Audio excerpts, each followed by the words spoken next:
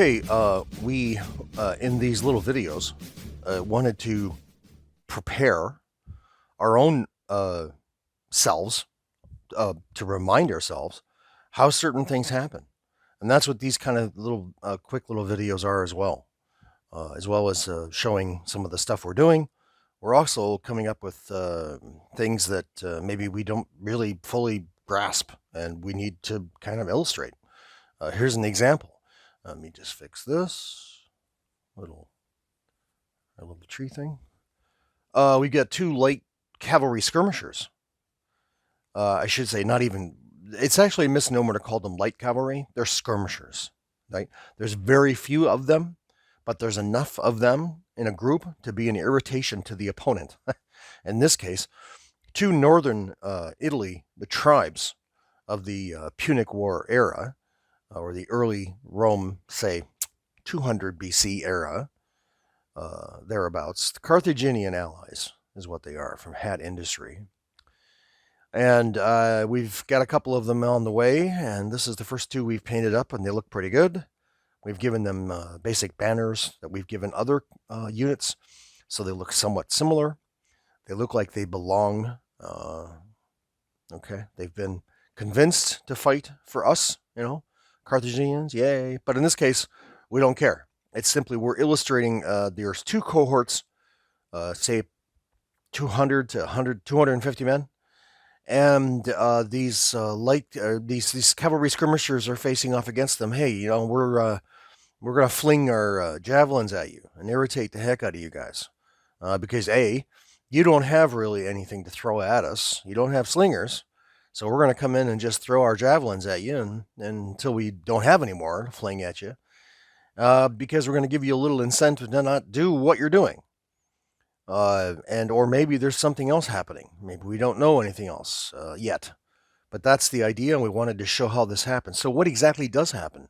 Do these guys just kind of run up and then fling and then run away? That's kind of true.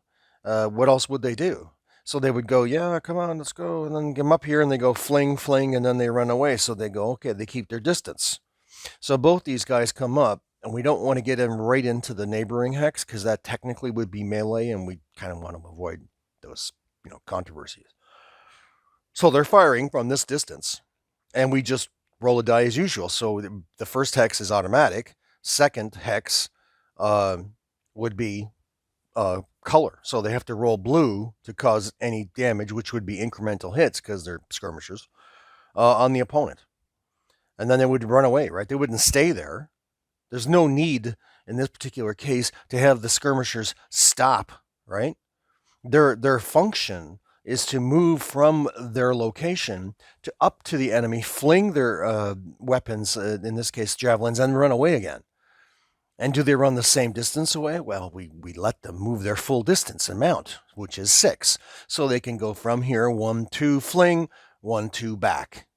And we were wondering, should we turn them around like this? Well, even if you were to count that as a move, you could go, okay, 1, 2, fling, turn around, 3, 4, 5, turn around, 6.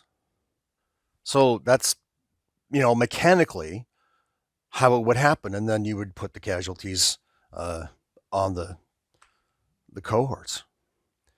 We don't think there's any reason to illuminate anything else that could happen here. It doesn't look like there is anything. Just skirmisher cavalry versus two cohorts, trying to convince them to not be there or something. I don't know. But that's their function. And then when they're out of ammunition, I guess they go back to the camp and they get more javelins or whatever. But that's essentially their function. And don't really know of anything else to illustrate. I guess that's about it. We'll come back with other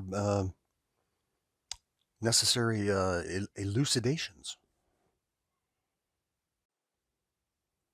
Okay, here's an interesting wrinkle. We said we'd come back with other possibilities, and we decided, hey, what if the cavalry is just the the front of the other two cohorts that we put behind them now?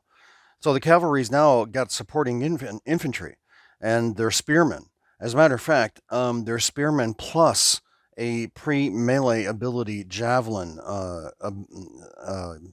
capability. So before contact, they're going to have the ability of flinging javelins again at the opponent. And does the opponent know? Unfortunately, just in this scenario, we're not trying to rip anybody off. We're just saying, hey, they just don't have any. These guys are spearmen. The opponents, these guys, are spearmen. And the other guys, well, we don't care if good or bad. These guys are spearmen and pre-melee javelin. So just before contact, they'll get their pre-melee ability. And so now we've got our cavalry, skirmishers, and they're going to do their thing. So let's get up and actually pretend as if this is real by, do I have it? I don't think I have it ready to go.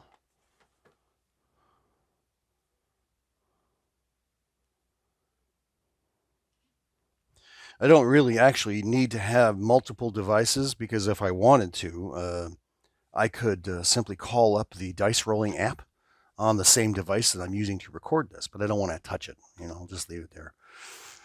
So I'll call up the other device, and we'll get the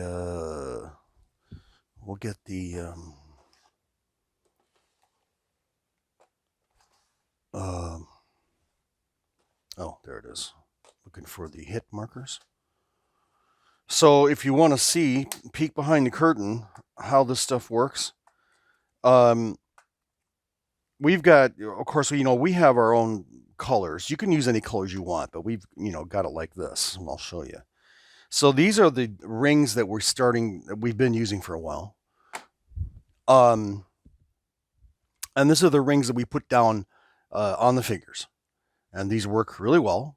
But of course, since we've had videos where we've talked about now replacing this whole concept with those little white plastic markers, if you will, table markers, little plastic pieces that are on the game table that we can dry erase or wet erase onto the units instead of these. But this is another way of doing the roster counting of casualties and so on. And the white ones are going to be used for incremental hits, and the red ones are going to be used for actual red casualty hits. So these are the guys we'll be drawing on to put down on the table when things happen. And hopefully they will happen soon. So let us go call up our dice, and we're ready to go. Okay, so as we said before, here come our dun, dun, dun, dun, dun, dun, dun, dun, dun, dun, and they're going to fling this one first, looking for blue.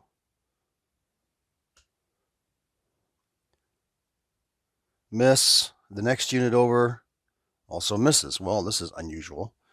That was supposed to be a pretty easy shot, and they both missed.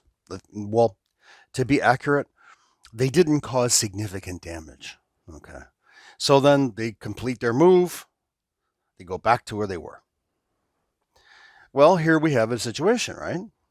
Whoa, wait a second. Because we've got supporting infantry. Did we really want to do that? Does it even matter? Right? Should we just go ahead and move the cavalry or the infantry up? Let's try and do this again methodically. Right. Cavalry, go. Dun, dun, dun, dun. Right? Dun, dun, dun, dun. And then there's going to be combat, right? But what? Whoa, not yet. Because we've got a complicated issue with these guys back here. So a complicating issue. They move 4, because they're light infantry. So 1, 2. This guy as well. 1, 2. Right? Cavalry does their thing. They're skirmishers. They can pass through. They do. 3, 4. Right? 3, 4. Cavalry has moved back to where they were. As far as I know, this is exactly the way it would happen. Okay? Mechanically in the rules, they can pass through. They're skirmishers. They don't exist. They're clouds. like literally like mosquitoes in the air.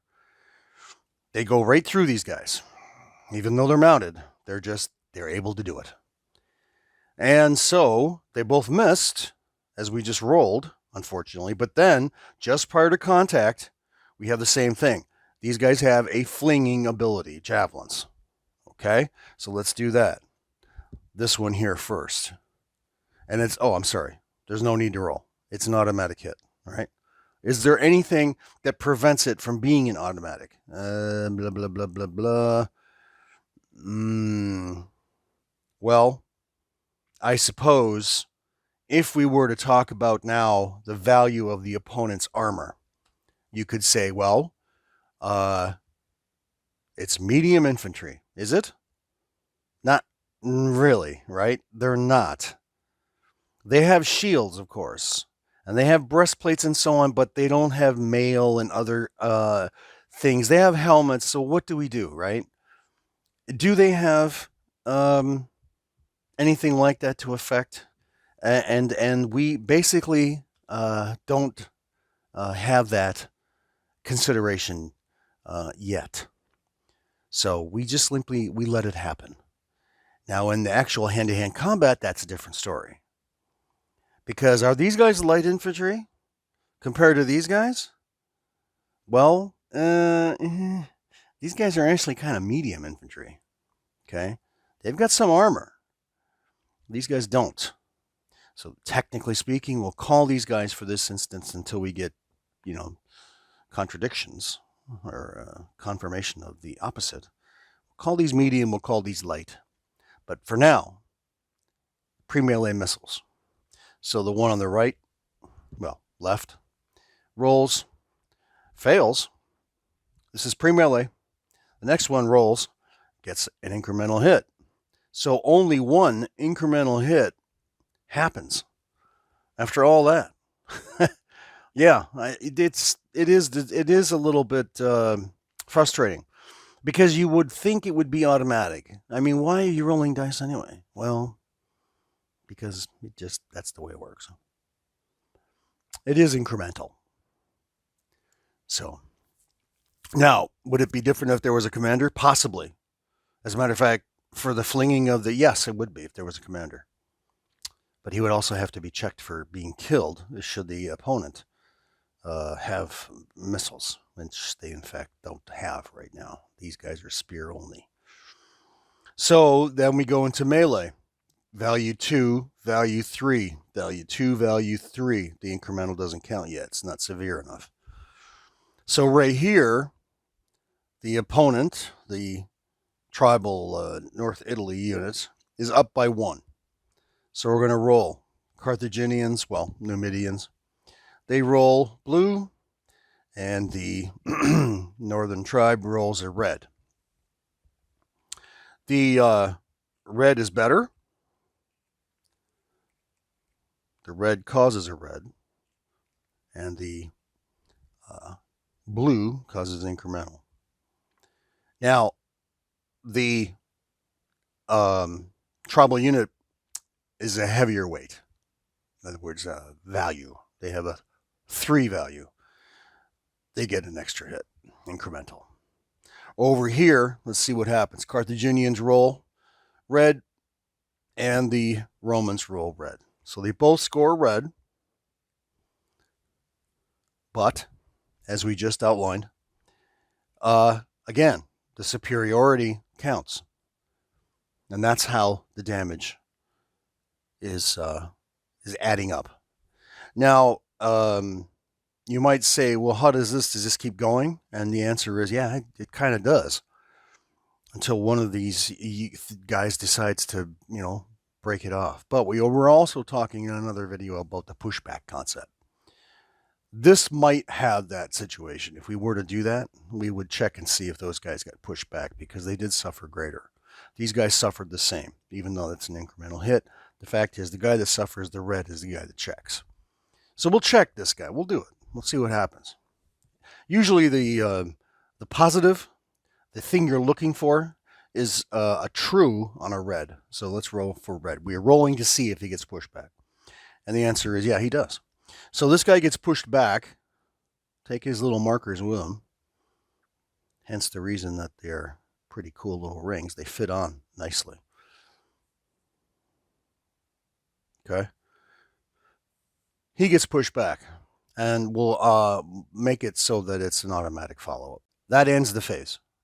The next turn, if it is that, the melee continues. Is the pre-melee going to happen again? No, that's it. Pre-melee happens just before melee contact, and there we are. So that's how that happens. Interesting stuff.